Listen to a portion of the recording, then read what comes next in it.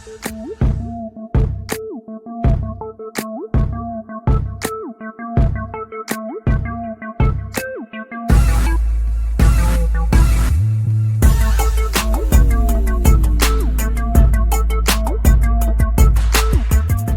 so horrified by what she saw out here last night that she insisted management do something about it.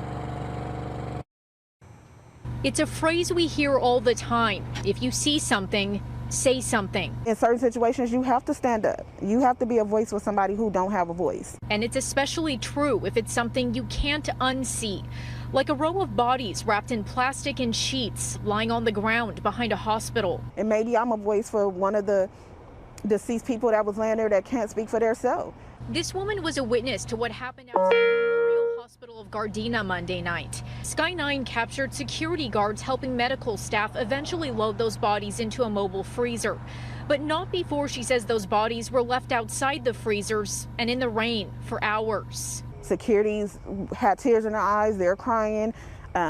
Some of the security had to leave because they got fluid on their clothes when they did move the bodies. The hospital tells us their morgue is small and it can only hold 6 bodies, which has proven to be inadequate space during the pandemic. In a written statement, they explained what was very visibly going on here. Because of the overcrowding situation, hospital administrators took action yesterday to organize the outdoor cooling unit in a more orderly fashion.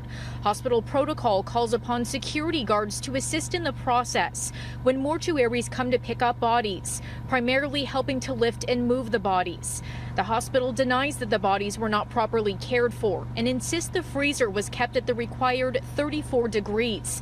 But this witness says given the body fluid she saw on the sheets in the ground, that simply cannot be true. Impossible.